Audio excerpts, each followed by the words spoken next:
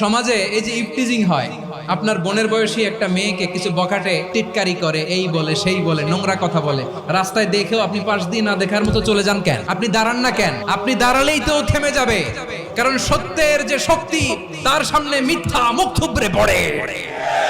আপনার সামনে ও কিছুই না, নাথিং। আপনি দাঁড়ান, ওকে প্রশ্ন করেন যে আমার বোনকে তুমি ডিস্টার্ব করো কেন? আপনাকে দেখে আরো 5 জন দাঁড়াবে, 5 জনকে দেখে আরো 10 জন দাঁড়াবে। আমাদের নীরবতা আর আমাদের নিশ্চুপ থাকাই জালিমদেরকে আরো শক্তিশালী জালিম বানিয়েছে।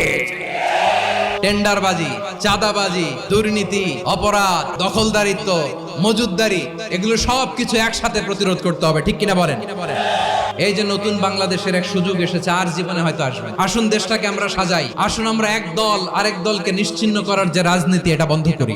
সব দলের প্রতি আমার আহ্বান, আল্লাহর শপথ নিয়ে বলি, এই নাসিহাত গুলো সবার জন্য, সব দলের জন্য, সব মতের মানুষের জন্য। আমরা কোনো দলের প্রতি মানুষকে ডাকি না, আমরা ডাকি ইসলামের দিকে।